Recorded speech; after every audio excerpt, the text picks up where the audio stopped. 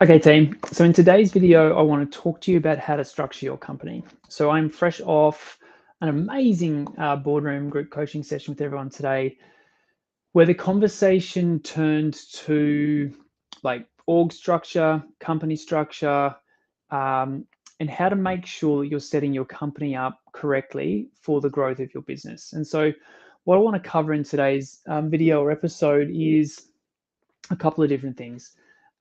One, in terms of like really it's your business and it's you, and like so org structures and company structures are deeply personal. And so like I've had a lot of clients, in boardrooms say, hey, could you have a template for an org structure or a company structure? And I do, I've got heaps of templates, but I always say as I'm handing them over, like your company structure is deeply personal. It's actually no one business is the same, and it's up to you as the business owner.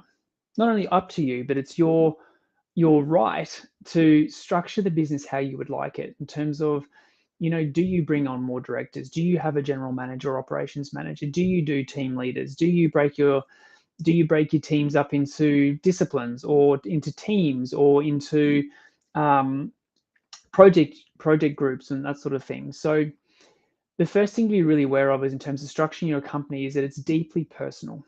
It's up to you and the other directors in your business to work out a company structure that works for you. Because if you're someone that wants to, as an example, as your business grows, you want to sort of stay involved and there's a couple of key client projects that you'd like to, or key clients and their projects that you'd like to stay on, as an example, that's a very different structure to a director or a suite of directors that are eventually are building the business so that they are purely vision, strategy, and growth, and they've got nothing to do with the day to day. So it's really important to think about as you're wanting to put your structure in place and thinking about, the next 10 years sort of horizon in terms of where you're taking the business and what you want it to look like, is it has to deeply fit in with what's important to you. Do you want to build a lifestyle business where you only work 10 or 20 hours a week and it runs without you? Or do you have years and years and years ahead of you and you'd still like to be really involved in the day to day, but would like some more technical support or only involved in a certain number of projects? So it's really important to think about as you're visualizing and mapping out your company structure that it has to work for you. Can't work the other way around. You're not working for your company is working for you. So it's really important for you to map that out first and make sure that the structure fits you, your lifestyle, your family, and what you're wanting to create. So that's kind of the first thing. Structure is deeply personal and it's got to match you. And just because your buddy down the road or your competitor in the next street away is structured their company a certain way, doesn't mean you have to do it. It's deeply personal. You can do whatever the heck you want because it's your business. The second thing is it's really important to map out your org chart or your company structure in phases. So it can be quite daunting if you're a single business owner, you're doing a million or you're doing a $2 million revenue right now, and you're mapping out your org chart for 10 years' time. It can be quite daunting to look at that. It's important to do that. And I definitely encourage you to do that in terms of a bit of an end game for what you want your ultimate business structure to look like. But it's really, really important to build an org chart for the next phase. So as an example with my clients, over the next 12 months, I'm getting them to build their org structure for 12 months' time because that's going to inform um, key hires. Who are they looking to bring into the business? Who do they need to get recruiters working on to kind of fill roles? It informs revenue, growth, profit, all those sorts of things. And so it's really important to have a next iteration of company structure for the next 12 months built and prepared so you know what you're working towards. Of course, that 12-month company structure has to fit in with your overall business vision in terms of your org structure and company structure, where you're ultimately wanting to take the business. But it's really important to have a next iteration. In the next 12 months, we're going to go from 20 employees to 30 employees. And these are the 10 key roles that we're going to recruit for. These are, your org structure as it stands is in blue, and you've just got little red boxes for key hires that you want to make in the next 12 months. Because that then, in your own head, makes it so easy and so crystal clear about where you're taking the business in the next 12 months and the people that you need to recruit for.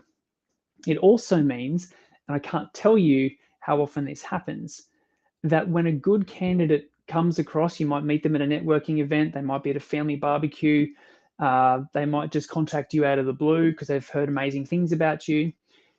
If you don't know who you're hiring for in the next 12 months and what you want your org structure to look like, you might completely miss that opportunity.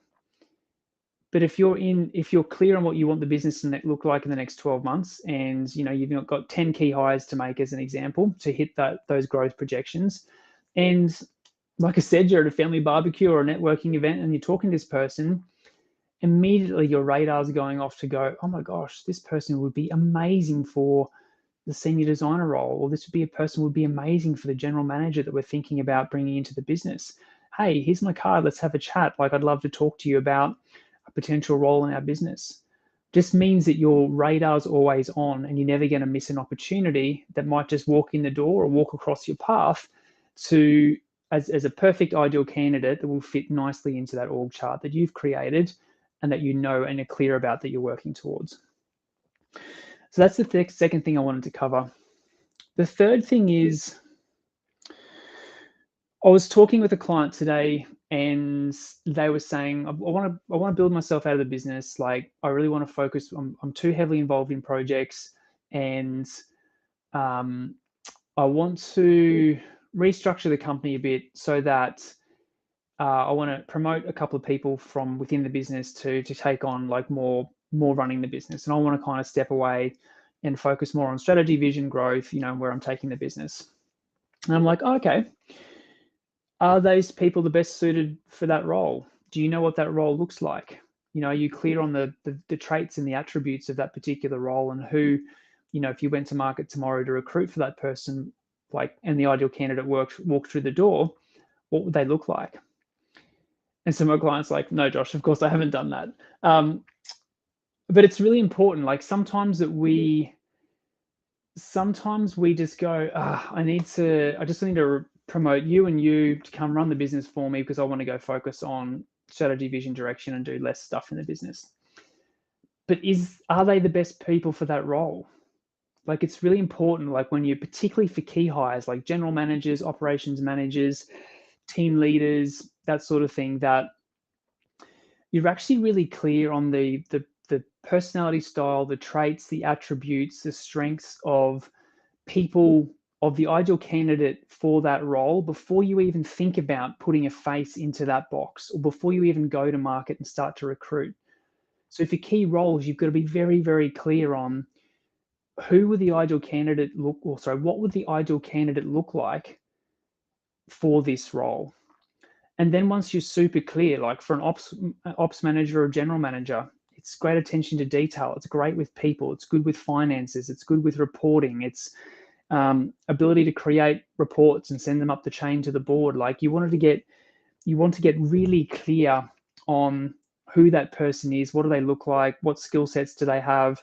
What values do they have, et cetera, et cetera, et cetera, so that you're super clear on that role and the person for that role, so that when you go to market or when you're assessing internally about an internal promotion, you can actually logically assess those people against that criteria, as opposed to being emotionally kind of involved and going, oh, I just need to put someone in that role. Yeah, you look good, jump in. You've been working with me for 5 years, and it's a senior designer who's got no people skills. And no disrespect to senior designers, plenty of senior designers have good people skills.